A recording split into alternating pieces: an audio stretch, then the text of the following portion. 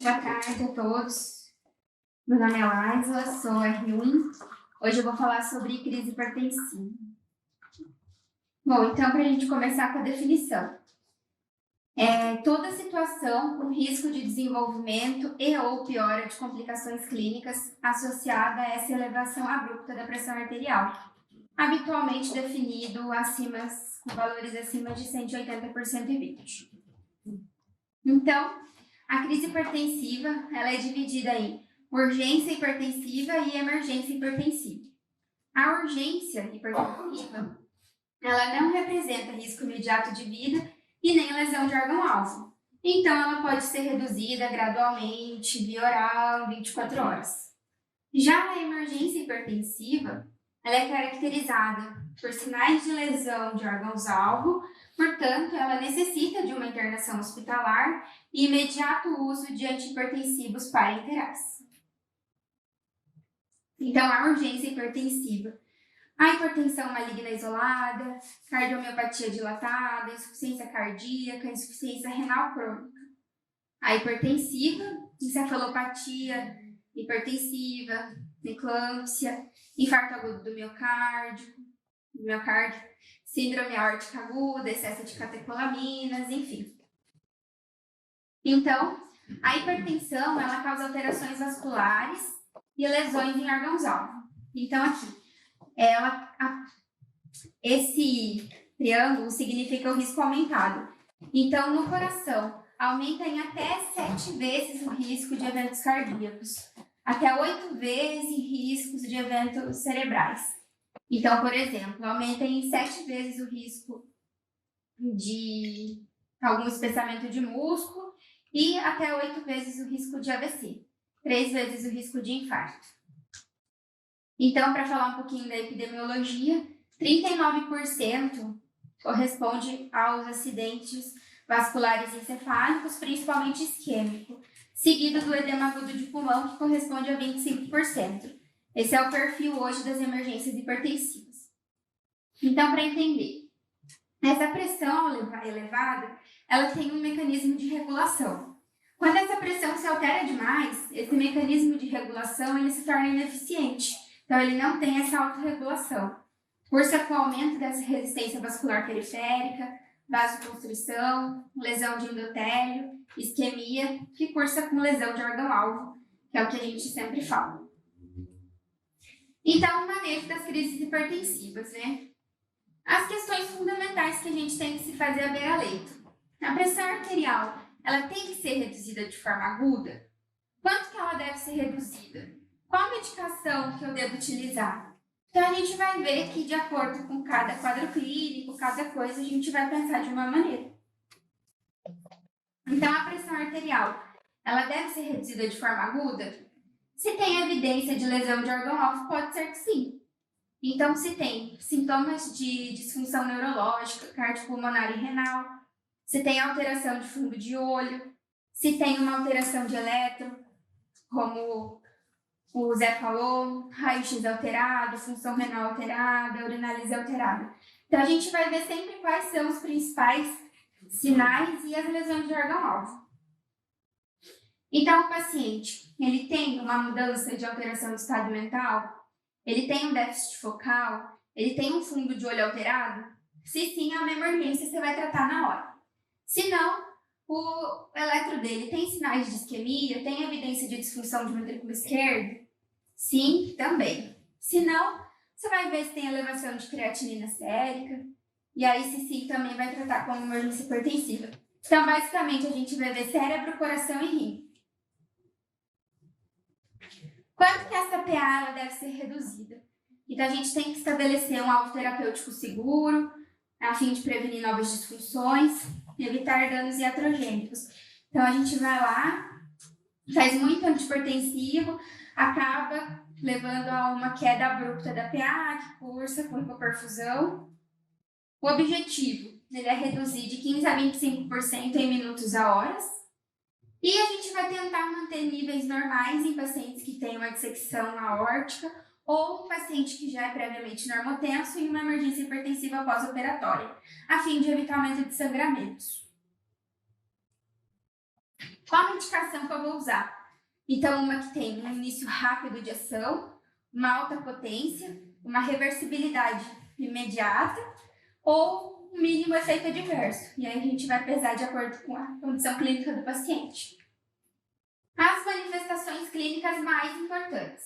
Neurológico. O paciente pode fazer, na verdade são as mais comuns. Náusea, vômito, confusão mental, rebaixamento de nível de consciência, irritação meníngea, cardíacos, dor torácica, dispneia, sopro. E um muito importante, que os livros sempre comentam, é a retinopatia grau 3 e 4. Então tá aí. A retinopatia grau 3 e 4, eles estão associados a piores desfechos. Então lembrar que é a retinopatia hipertensiva maligna, que é 2 vezes mais frequente em homens, grande fator de risco é tabagismo. Tem divergências quanto à classificação, o que é pior, o que não é. Se não tiver complicações, a gente trata com antihipertensivo via oral e esse paciente que é mal manejado, que não trata, ele tem uma mortalidade muito alta no próximo ano. Agora a gente vai falar um pouquinho das condições específicas. Então, edema agudo de pulmão. Edema agudo de pulmão, ele é caracterizado pela tríade, congestão pulmonar, hipertensão e insuficiência respiratória aguda. Então, existe essa hipertensão nesse paciente, que faz um aumento da pós-carga do ventrículo esquerdo, e em coração, que já tem uma função alterada, essa insuficiência vai cursar com retenção de líquido na circulação pulmonar. Então, vai fazer esse edema. O diagnóstico é clínico, então você vai ter sinais de congestão, hipertensão, estertor crepitante. Se ficar muito em dúvida, ou porque está difícil, ou porque não é tão claro, a gente pode fazer um raio-x ou um ultrassom à beira-leito. A gente vai ver aquelas linhas B. Então, o objetivo aqui do tratamento é a redução da pré e da pós-carga. Os fármacos de escolha são a nitroglicerina e o nitroprusiato, que podem ser associados ou não a diuréticos de álcool e morfina. E também, o que a gente tem visto é que uma VNI para esses pacientes vai bem. Encefalopatia hipertensiva, também definido por uma tríade, hipertensão, edema de papila e alteração da consciência. É um aumento abrupto e sustentado da pressão arterial, acima do limite superior da capacidade de autorregulação. Sempre a gente vai falar dessa perda de capacidade de autorregulação. Geralmente, com uma PAM acima de 130 ou 150. Essa encefalopatia, na verdade, são sinais de edema cerebral. É um diagnóstico de exclusão, não é o primeiro diagnóstico que a gente vai pensar, mas ele é marcado pela melhora do quadro após a redução da pressão arterial. Então, é mais um diagnóstico retrógrado. A eclâmpsia, a pré-eclâmpsia, também por uma tríade de hipertensão, edema e proteinúria, que seria uma urgência, e a eclâmpsia é uma emergência, que é esse quadro mais os quadros convulsivos. Então, tem um aumento dessa resistência vascular sistêmica e depressão do volume intravascular com concentração, e o alvo é uma PA sistólica entre 140 e 160. A gente usa sulfato de magnésio, principalmente para proteção do sistema nervoso central, e a terapia antihipertensiva com hidralazina. Apesar de ser uma droga com difícil titulação, é a principal escolha em caso de gestantes. E evitar inibidores da ECA. A síndrome coronariana aguda, também falada pelo Zé, a gente vai definir característica da dor, o eletro, se ele é mais característico ou não, e esses marcadores de necrose miocárdica. O paciente, então, tem uma hipertensão, tem um aumento do trabalho cardíaco e do consumo de oxigênio. Então, aqui a droga de escolha poderia ser a nitroglicerina, fora todas aquelas, que em artérias periféricas reduz a pré-carga e pressão arterial e nas coronárias aumento do fluxo coronariano. O nitroprusiato, importante evitar por conta do roubo do fluxo coronário, ficando o uso restrito aos casos refratários. Dissecção aguda de aorta, então tem um aumento da pressão arterial, mais uma dor torácica ou uma dor em dorso. Existe uma diferença de pressão arterial entre os membros superiores e pulsos ausentes nos inferiores. No raio-x de tórax, a gente pode ver uma mediastina alargada, ou então a gente pode cursar com exames melhores, né? Uma angiotomografia ou uma resso. E o objetivo é reduzir a pressão arterial sistólica para diminuir a velocidade de ejeção e diminuir a frequência cardíaca. Então, diminui força de cisalhamento. A pressão-alvo é entre 100 e 120 e diminui a frequência cardíaca também. Então, aqui a gente vai usar principalmente beta-bloqueador e vasodilatador direto, como esmolol, metoprolol ou labetalol. Acidente vascular encefálico. Então, aqui é sempre a pergunta: a hipertensão é a causa ou é o efeito? Foi o que causou, né? Tá assim, por quê? Então, nessa isquemia, a pressão arterial se eleva, tem um efeito protetor reativo, que é manter essa proteção cerebral para as áreas de risco de penumbra. Essas áreas que perderam o mecanismo de autorregulação dependem de uma PAM mais alta para garantir o fluxo mínimo. Essa redução excessiva da pressão arterial, ela pode causar isquemia por hipofluxo e ampliar ainda mais essa área de infarto cerebral, comprometendo ainda mais o prognóstico do paciente. O AVE isquêmico, então, né, são os extremos de PA, tem um desfecho clínico pior, diminui o risco de transformação hemorrágica, edema cerebral e novo infarto, quando a gente reduz lentamente essa pressão. Então, os candidatos à terapia trombótica, eles precisam ter uma sistólica maior que 185, mas menor que 120. E a diastólica maior que 100 e menor que 100. Isso. E os não candidatos são os pacientes que têm uma pressão muito alterada pelo risco de sangramento. E aí, então, já que não são candidatos, a gente vai reduzir 15% em 24 horas. HSA, a diminuição dessa pressão arterial pode reduzir o risco de ressangramento no HSA não tratado, mas quando a gente diminui essa pressão, eu diminuo o risco de ressangramento, mas eu aumento o risco de isquemia. Então, eu tenho que manter ali o meu alvo de uma pressão menor que 160 antes do tratamento, do aneurisma, por exemplo. E após o tratamento, manter essa PA menor que 200. O excesso de catecolaminas também tem uma ativação do sistema adrenérgico, aumento da resistência vascular sistêmica e da frequência cardíaca, força com aumento da PA.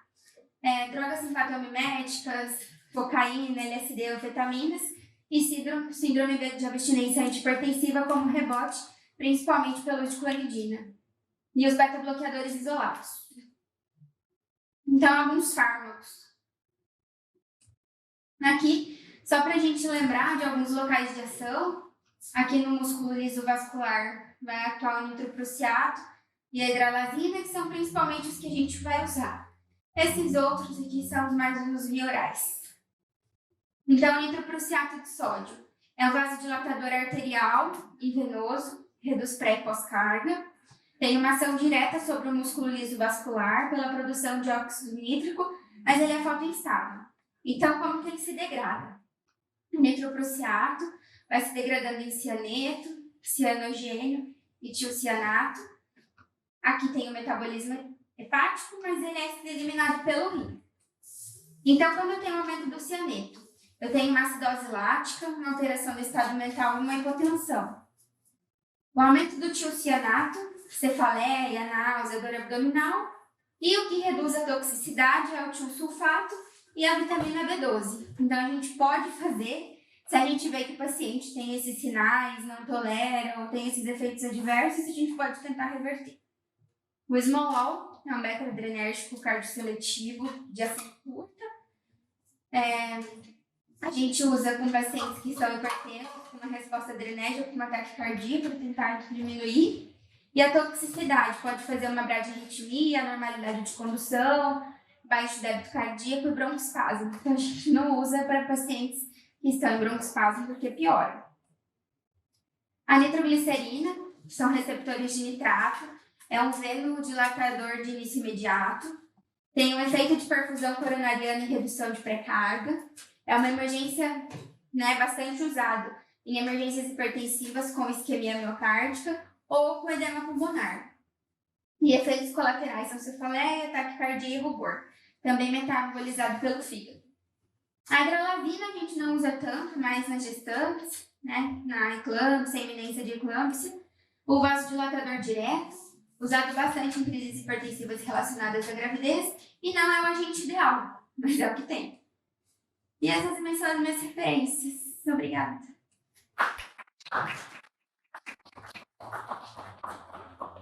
Ok? Obrigada. Pergunta para a Vlad lá. Parece que eu engoli um rádio, né?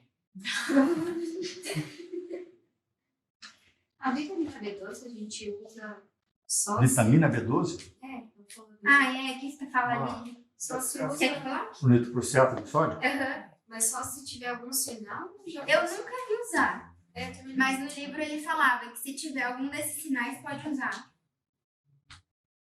Nunca use nitrocruciato de sódio por mais que 2 dias. Ó.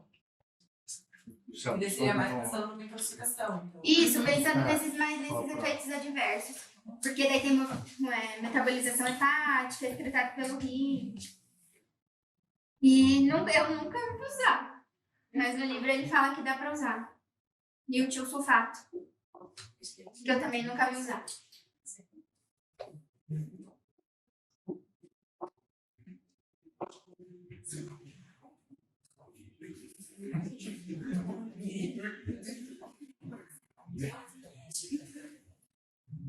Não vai embora, não. O que vocês estão falando? Até porque, gente.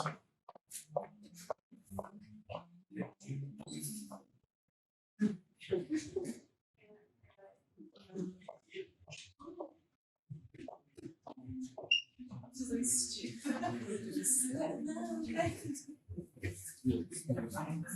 O que mais? Alguém quer fazer mais algum comentário? Oi, Vi. Tudo bem? Aqui com um bolinho de pãozinho daqui. Alguma pergunta? Algum comentário? Não é bem uma pergunta, mas eu não lembro muito bem onde eu li isso.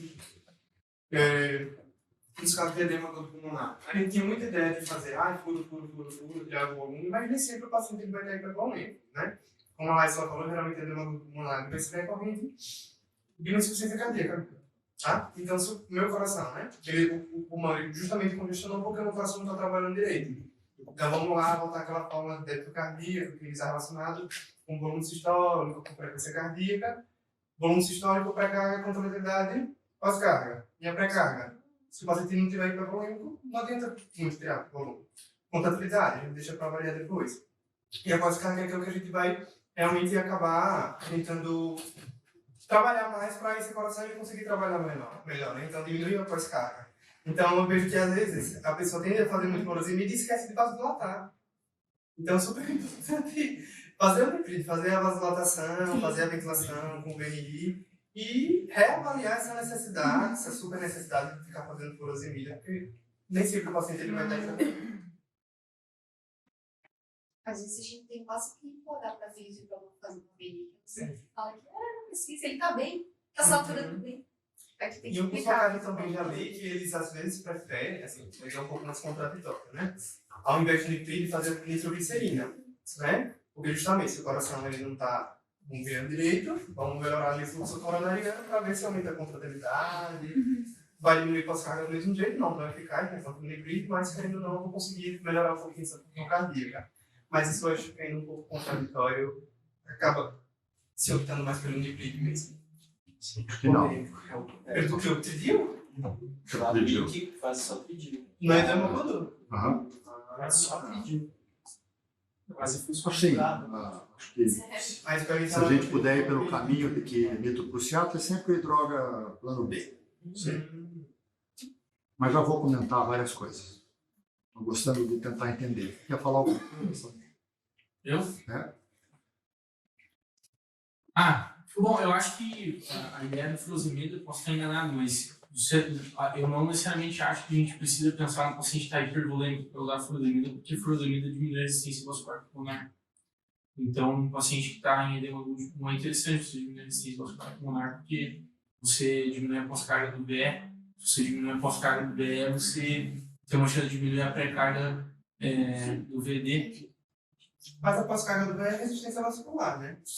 Do VD, desculpa. Tá. O próprio Glax. Mas no contexto de congestão pulmonar, a pós-carga do VD Você está pensando mais numa condição sistêmica.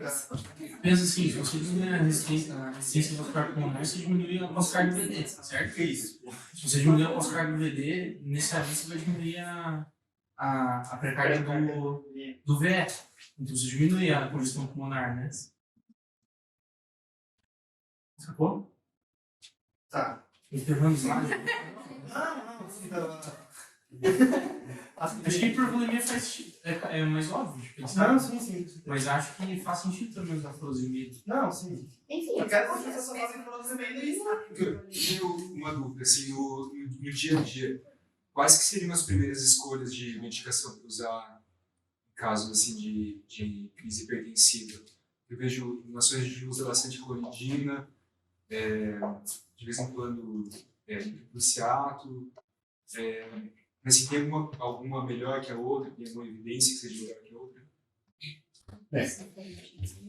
Então, eu gosto sempre de trazer vocês para a fisiologia. Quando a gente fala de crise hipertensiva, a gente tem que estar sempre tentando avaliar o doente. Para poder avaliar se a gente tem que fazer uma diminuição da pressão arterial de uma forma imediata ou de uma forma rápida, que pode levar algumas horas. Conceitualmente, uma emergência médica é toda situação clínica que pode levar o doente ao óbito, sequela em menos do que uma hora. Uma coisa em 1 hora até 24 horas, ela é uma urgência médica. Então, as diferenças ali do que é urgência e de emergência, às vezes não é a doença, às vezes é a situação clínica do doente. Dentro de um edema agudozinho de pulmão, não pode ter uma compensação um pouco mais lenta, né, que um doente numa fase acelerada da sua hipertensão arterial, quase que entrando em situação maligna, porque ele está fazendo lesão do órgão muito rapidamente. Então, lembrando da lei de Poiseuille, o fluxo através de um vaso é igual à pressão de perfusão daquele território, a diferença da pressão que entra menos a pressão que sai, vezes o raio, dividido pela constante, 8, o comprimento e a viscosidade. Então, nessas situações aqui, geralmente elas são constantes. O fluxo de um vaso depende basicamente da pressão de perfusão e do tamanho do raio. Então, existe uma curva chamada curva de autorregulação, uma oportunidade de poder revisar rapidamente a curva.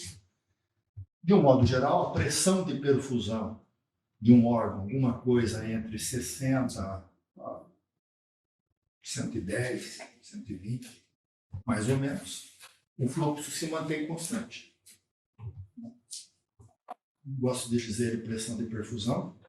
Nós estamos falando aqui mais ou menos, por exemplo, quando você fala de rim, de PAM menos a pressão da veia cava, por exemplo, ou da veia renal. Pressão cerebral, nós estamos falando de PAM menos pressão jugular, que normalmente é igual à da pressão intracraniana. Você tem uma doença intracraniana que faz um aumento grande da pressão intracraniana, a pressão intracraniana sobrepôs a pressão jugular. E a pressão de perfusão cerebral passa a ser PAM menos PIC. Mas vocês que estão aqui estão regulando a pressão cerebral de acordo com a PAM menos a pressão de entrada no cérebro e a pressão de saída. Okay? Vocês não estão tendo um tumor cerebral, não tem uma hemorragia intracraniana, não fizeram trauma nem nada disso. Então isso vale para tudo. Então, de um modo geral, é 65 de PAM com 5 de pressão venosa central. E sempre que você coloca um doente em ventilação mecânica, né, ou tem algum prejuízo de um aumento da pressão de saída do órgão, você vai ter que ter um aumento da pressão arterial para poder manter a mesma pressão. Por que o fluxo se mantém constante? Se mantém constante se você ir aumentando a pressão, você faz vasoconstrição naquele território. Então aumenta isso daqui, mas diminui-se. E o fluxo se mantém constante. Dentro de alguns limites. Porque o vaso chega num determinado limite que ele não consegue mais fazer mais vasoconstrição. Se você aumentar a pressão de perfusão daquele órgão de uma forma sustentada, você começa a ter lesão vascular, extravasamento de sangue, hemorragia, exudato gorduroso, lesão vascular e lesão de órgão-alvo de forma significativa. Você vê muito bem isso no fundo de olho. Okay? Nada mais é do que um território vascular que fica de forma sustentada com uma pressão de perfusão além do limite da capacidade da arteríola de poder diminuir fluxo. E há um extravasamento natural através disso. Então, hipertensão sustentada causa lesão de órgãos. E não chega num determinado momento, o órgão grita. E quando ele grita, ele de uma urgência e se tornou uma emergência. Okay? O que acontece quando você começa a dissecar o órgão, quando você começa a ter encefalopatia hipertensiva, uma alteração do nível de consciência, começa a ter agitação psicomotora, déficit motor, eventualmente, você fala dentro do fundo de olho, tem exudato luminoso, tem hemorragia e tem edema de papéis. Houve um extravasamento importante. Nós estamos falando dessa fase aqui, né? Quando a gente fala de choque, a gente fala dessa fase. Você diminui a pressão de perfusão, você vasodilata tanto, chega a um determinado nível que o vaso não consegue dilatar mais, e aí queda da pressão causa hipoperfusão. O que vocês fazem é fazer volume vasativo e aqui, né, diminuir a pressão arterial de alguma forma. Okay? Então, esse é o mecanismo que é operacional nos doentes que são hipertensivos crônicos. Eu sou de uma época, quando eu me formei, a gente tinha metildopa, clonidina, furosemide, eu tinha furosemide naquela época, e acho que hidralazina. Eram os remédios antihipertensivos que existiam. Eu fiz residência, quando eu fiz o meu R2 de nefro, não me lembro, eu odiava nefro. Atendia do mesmo jeito, mas enfim. Os dentes da nefro eram dentes muito chatos, eram dentes cheios de edema. Eram dentes que você tinha que fazer metildopa, 500 miligramas a cada 6 horas. Eles nunca tomavam metildopa a cada 6 horas. 2 gramas de metildopa, tinha um monte de hipotensão postural, não controlava a pressão arterial. Eles vinham no ambulatório, levavam a babada do nefrologista, porque eles não tiravam o sal da dieta, as pernas inchadas. Você olhava o fundo de olho daqueles doentes, era tudo fundo de olho de retinopatia grau 3, você não conseguia, porque o dente morria. Os antihipertensivos hoje que a gente tem, isso se tornou relativamente incomum vocês encontrarem um doente com hipertensão numa fase acelerada e hipertensão arterial maligna. Hoje é muito mais fácil você controlar a pressão arterial. Claro que tem os doentes hipertensos mal controlados aí, obviamente. Mas quando comparados a 30, 40 anos atrás, é um número muito menor. O que vocês vão ver mesmo de emergência hipertensiva são os doentes que têm um órgão-alvo que está gritando, às vezes, com pressões arteriais que não são muito altas. Né? São pressões arteriais que aumentam um pouquinho, mas ultrapassam a capacidade do doente de poder suportar aquilo. Então, vale a pena discutir assim, algumas dessas formas de crise hipertensiva com vocês, talvez pegar o modelo da insuficiência cardíaca.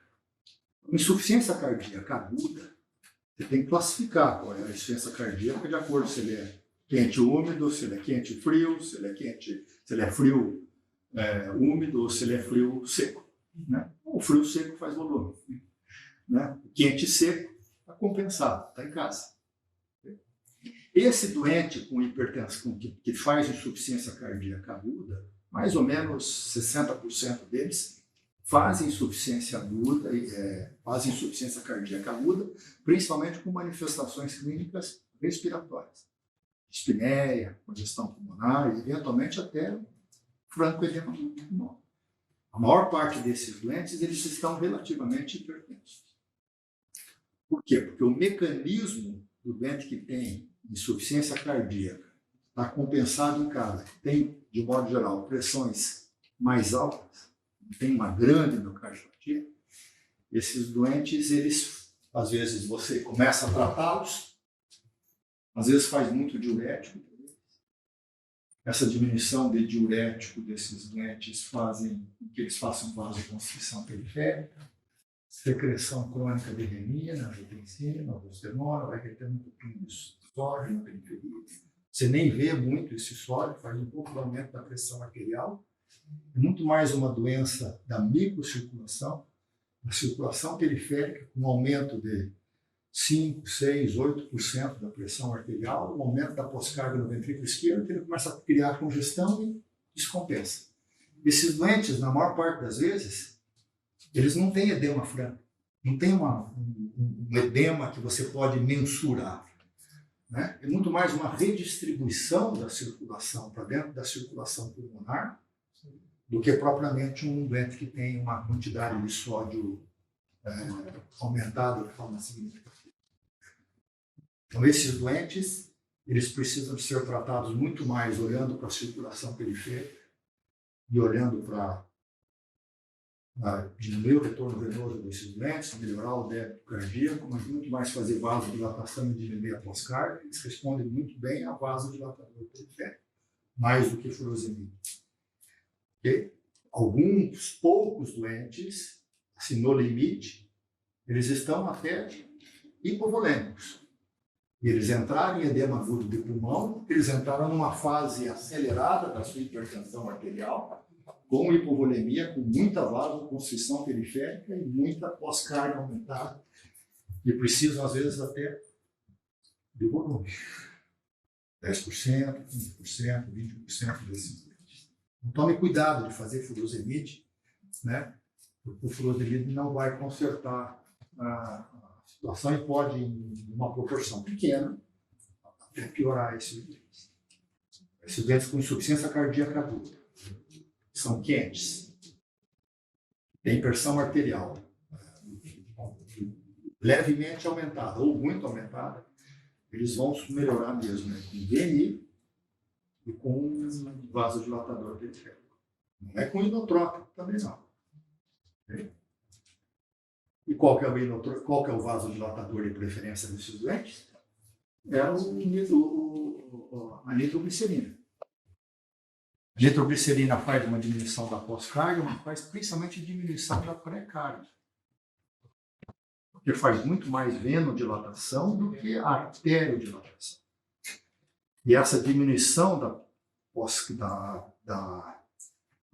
esse aumento da complacência venosa faz com que diminua o retorno para o ventrículo direito e diminua a congestão pulmonar. Okay? A VNI faz a mesma coisa. Você transforma uma ventilação mecânica de ventilação positiva para uma ventilação positiva, de ventilação negativa para ventilação positiva. Isso diminui o retorno venoso para o ventrículo direito. Diminui, consequentemente, o débito do ventrículo direito. Okay? Mas diminui a pós-carga do ventrículo esquerdo. Okay? Que a pós-carga do ventrículo esquerdo, a gente está acostumado a pensar em pós-carga só com pressão arterial, mas não, fisiologicamente, pós-carga é a tensão que o ventrículo tem que exercer para poder exercer o seu volume sistólico. E essa tensão na parede, que é chamada de pós-carga, ele é tanto maior, quanto maior for a diferença dentro do ventrículo e fora do ventrículo. Entendeu? Então você imagina que se você tiver que fazer isso aqui, uma pressão negativa aqui, você tem que fazer muito mais tensão na parede para exercer o mesmo débito. Se você transforma essa ventilação com pressão negativa, o dente respirar, cada vez que ele inspira assim, a pressão da pleura vai para -4, -5, -6, -8 milímetros de mercúrio, centímetros de água, dependendo se estiver em ventilação mecânica ou fora. Isso exerce um aumento da tensão na parede. Quando você coloca o dente em VNI e transforma uma ventilação mecânica, pressão negativa em pressão positiva, a tensão na parede diminui significativamente. E essa diminuição faz aumentar o débito cardíaco do ventrículo esquerdo. Então, você diminui o retorno para o ventrículo direito, aumenta o débito do ventrículo esquerdo, faz vasodilatação periférica, você redistribui o fluxo, a volemia, da pequena circulação para a grande circulação. E o doente melhora clinicamente. Claro que se ele tiver sinais nítidos de congestão, ele vai melhorar com furosemide. Se ele tiver sequinho, furosemide não é o remédio para essa hora. Respondi? Qual é uma outra situação que vocês querem? Acho que uma outra situação importante de discutir é dissecção aórtica. Ter sempre um alto índice de suspeita da presença de dissecção aórtica. Tem um tal do equivalente anginoso, que o doente está, na verdade, sofrendo de dissecção aórtica. E o que faz a dissecção?